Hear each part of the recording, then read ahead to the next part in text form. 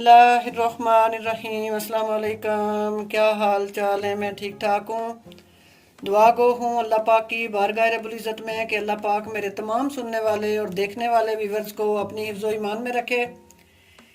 इस दुआ के साथ अगर आप ज़ारा फूड चैनल पे नए हैं तो प्लीज़ चैनल को सब्सक्राइब करें, लाइक करें, शेयर करें और बेल आइकन दबाना ना भूलें। उससे मेरी हर नई वीडियो का नोटिफिकेशन आपको मिल जाएगा। आज मैं बना रही हूँ गाजर का मुरब्बा। बड़ा मज़े का ये बनता है। गाजरों का मौसम है तो मैंने सोचा क्यों ना मैं आज गाजरों का मुरब्बा बना के अपने व्यूअर्स को दिखाऊं। उसके लिए मुझे जो चीज़ें चाहिए, सबसे पहले 1 लीटर 4 कप मैंने पानी ले लिया है। 1 केजी किलो एक जो है मैंने ये गाजरें ले ली हैं। गाजरें बिल्कुल बारीक और रेड कलर की साफ़ सुथरी करके मैंने यहाँ रखी हैं। ½ केजी जो है ये मेरे पास चीनी है, 2 कप। लेमन मैंने इतने 2 निचोड़े हैं तो ये तकरीबन 1.5 चम्मच जो है वो उसका जूस निकल आया है। 8 अदद ये मेरे पास सब्ज़ इलायची हैं। सबसे पहले हम बिस्मिल्लाहिर्रहमानिर्रहीम पानी अपना डालेंगे अपने बर्तन में और चूल्हे की आंच जो है हम ऑन कर देंगे। इतनी देर में हम आपको काट लेंगे। इस गाजर के मैंने 2 पीस करने, इधर मैंने मिडल से इसके 2 पीस कर देने हैं। इसी तरह मैंने इसके यहाँ से 2 पीस करने और इसका यहाँ से मिडल से।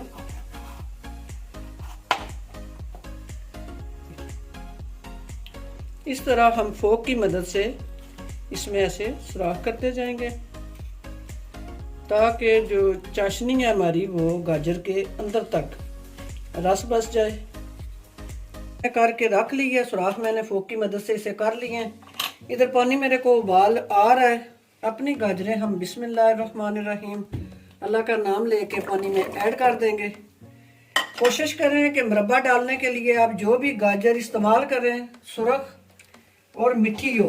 अब हम अपने चूल्हे की फ्लेम करेंगे दरमियानी और इसे 5 से 7 मिनट तक पकाएंगे जब तक ये 50% जो है गल नहीं जाती। 5 मिनट हो चुके हैं।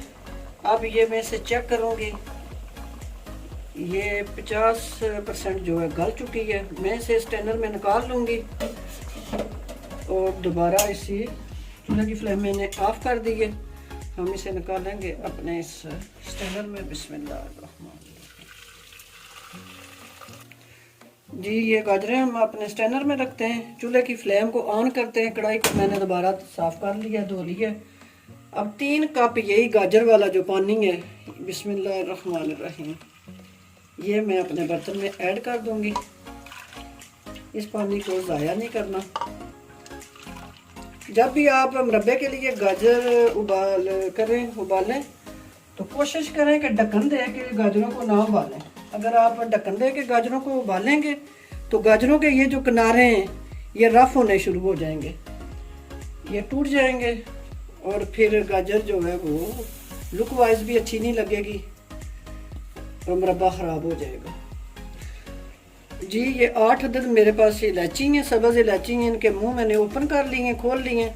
ये मैं इसमें डाल दूंगी, डाल देंगे। जी बस चीनी हमारी पिघल चुकी है, मेल्ट हो गई है। हम अपनी ये गाजरें जो है बिस्मिल्लाहिर्रहमानिर्रहीम ये बर्तन में डाल देंगे। चीनी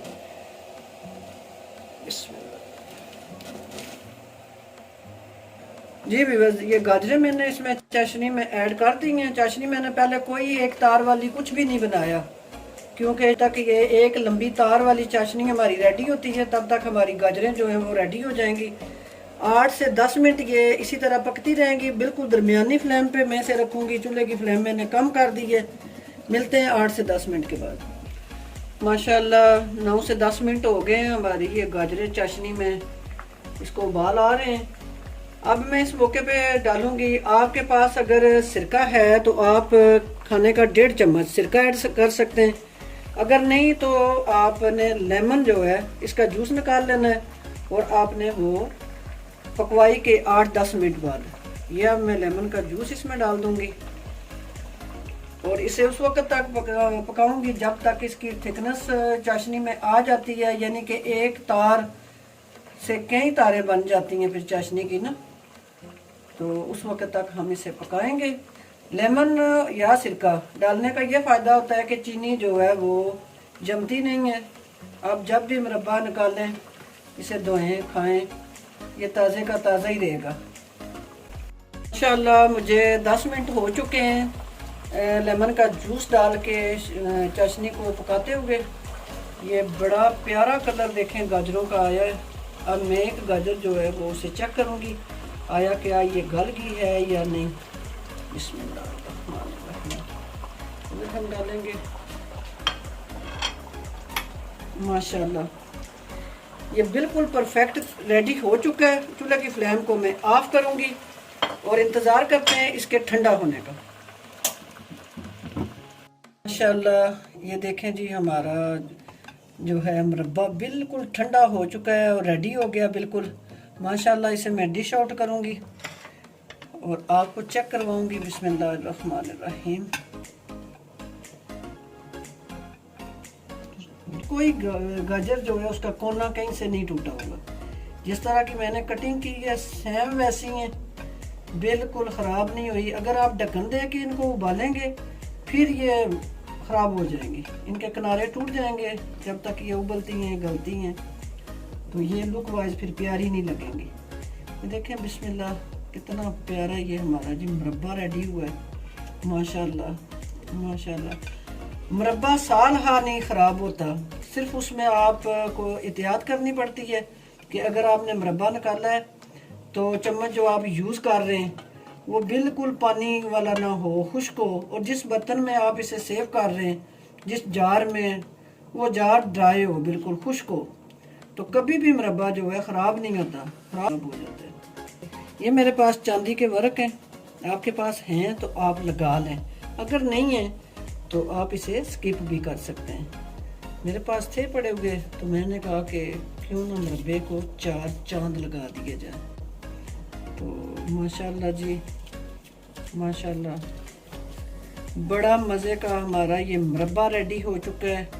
आप भी सेम इसी तरीके से ट्राई करें, मेरे चैनल को सब्सक्राइब करें। इंशाल्लाह मैं फिर किसी नई रेसिपी के साथ हाज़िर होंगी। मैं आपको चेक करके बताती हूँ। ये देखें जी माशाल्लाह, ये देखें, ये चेक करें, ये देखें बिल्कुल अंदर तक इसकी चाशनी चली गई है। एक तो ये 2 से 2.5 घंटे अब ये ठंडी हुई है, दूसरा इसमें पकवाई में किसी किस्म का भी कोई कंप्रोमाइज़ नहीं है। आप जार में से डालें, मैं तो इसे जार में भी डालूंगी, ढक्कन वाले में, शीशे का हो प्लास्टिक का हो कोई भी हो, उसमें सेव करें। ये शीशे का जार है, बिल्कुल ड्राई है, इसमें कुछ भी नहीं है, खुश्क है। धूप में रख के मैंने इसे खुश्क करके रखा हुआ है। मैं अपना मुरब्बा इसमें सेव कर दूंगी जी। अगर आप मेरे चैनल पे नए हैं तो चैनल को सब्सक्राइब करें, लाइक करें, अपनी फैमिली में ये शेयर किया करें और मेरी हौसला अफजाई किया करें। इजाज़त दीजिए, इंशाल्लाह फिर किसी नई रेसिपी के साथ मैं हाजिर होंगी। तब तक के लिए इजाज़त दें। अल्लाह हाफिज़।